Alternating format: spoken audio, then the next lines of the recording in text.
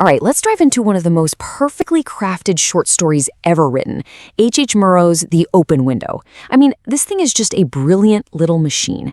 It's designed to play with your expectations and then boom, pull the rug right out from under you. So let's figure out how it works its magic. Seriously, have you ever been told a lie that was so good, you just completely bought it? You know, a story that's so convincing, so packed with detail that you never even thought to question it? Well, that feeling of being completely taken in, that's exactly what's at the heart of the story we're talking about today. And trust me, it's an experience we're about to share with our poor, unfortunate main character.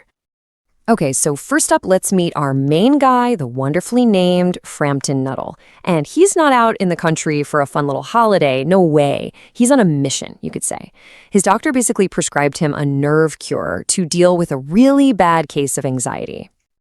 So you gotta understand Framton's situation here. He's undergoing this nerve cure, which means he's been sent to the countryside for complete rest. His doctor's orders: avoid all mental excitement and any stressful physical exercise. And to top it all off, he's visiting total strangers, armed only with some letters of introduction from his sister. I mean, can you imagine? He's anxious, he's in a strange place. He is literally a walking bundle of nerves, just a perfect target for, well, a little mischief, a prankster's absolute dream.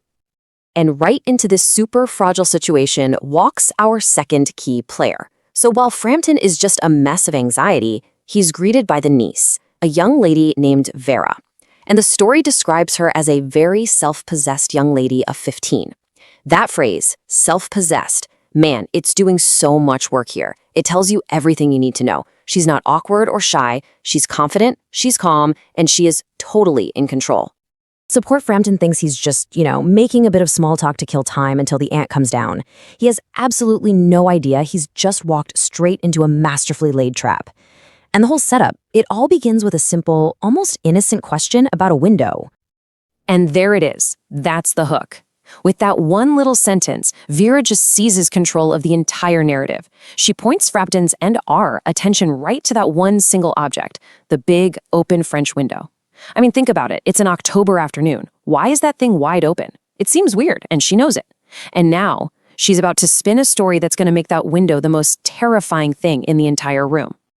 And what she comes up with, it's just a perfectly constructed ghost story. Seriously, check out the steps. First, the setup. 3 years ago, her aunt's husband and 2 brothers go out hunting. Then, the tragedy. They get sucked into a treacherous piece of bog. Ugh. Then, the mystery. Their bodies were never found. And finally, the heartbreaking fallout. Her poor aunt, as she says, always believes they'll just walk right back through that window someday, and so she waits. And right here, this is the masterstroke. It's brilliant. After telling this sad story about her aunt, Vera makes it personal. She throws her own supposed fear into the mix. She says she almost gets a creepy feeling they'll come back. The book says her voice becomes falteringly human. It's a performance, and that's what makes the story feel so utterly, chillingly real to Framton. He is 100% sold. So, just as that creepy feeling is settling over the room, the aunt, Mrs. Appleton, finally comes downstairs. But here's the thing. She's not the tragic, grieving woman Vera just described. Not at all. She's cheerful, she's lively, and she seems completely clueless, which, of course, just ramps up the tension for Framton like 100 times over. And this is where things get really good, because we're deep in what's called dramatic irony. See, we're with Framton, right? We think we know this awful secret. He thinks he's visiting on a tragic anniversary, that the open window is a symbol of her grief. But from Mrs. Appleton's perspective, she's just expecting her husband and brothers back for tea, and the window's open so they don't mess up the carpets. So when she's cheerfully talking about them coming home any minute, Framton is just horrified. He thinks her chatter is purely horrible, the ramblings of a woman who's lost her mind. Okay, so the tension at this point is just, you can cut it with a knife, right? Framton's trying to make small talk about his health problems, all while looking at this woman he's sure is completely mad, who is staring out a window waiting for ghosts. And then, it happens. The impossible happens. But get this, before Framton even sees a thing, he looks over at Vera. He needs confirmation, and boy does she deliver. She puts on an Oscar-worthy performance. The story says she's staring out the window with dazed horror in her eyes. That look, that's the final nail in the coffin for Framton. It tells him, this isn't just in my head. The ghosts are real, they're here. So he whips his head around, he looks, and he sees them. 3 figures walking across the lawn toward the window. One of them is carrying a white coat, just like Vera said.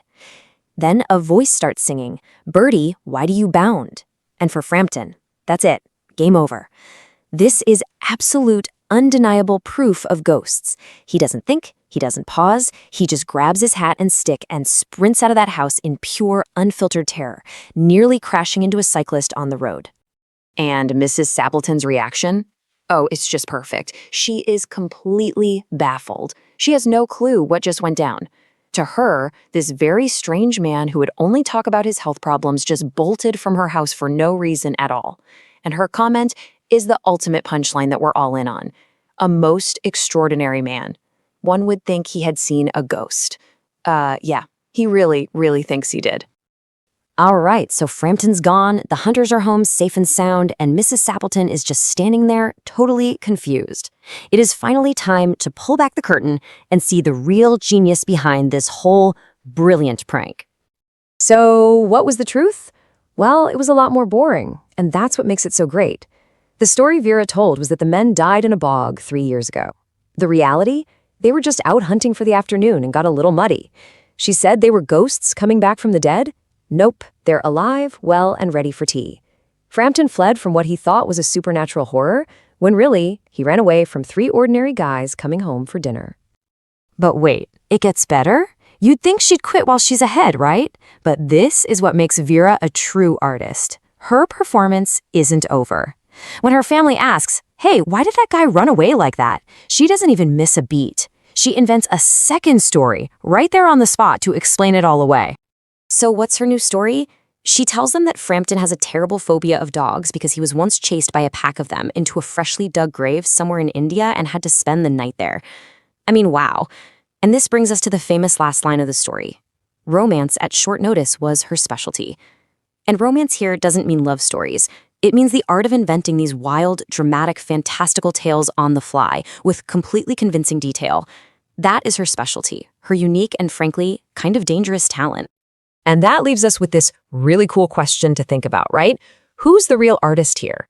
Is it H.H. Munro, the guy who actually wrote the story? Or is it Vera, the character inside the story who completely controls the narrative? I mean, she directs the action, she builds the suspense, she delivers the shocking climax, all for an audience of one poor, nervous guy. It's just an amazing reminder of how a really well-told story can literally create its own reality, even if it's just for a few terrifying minutes.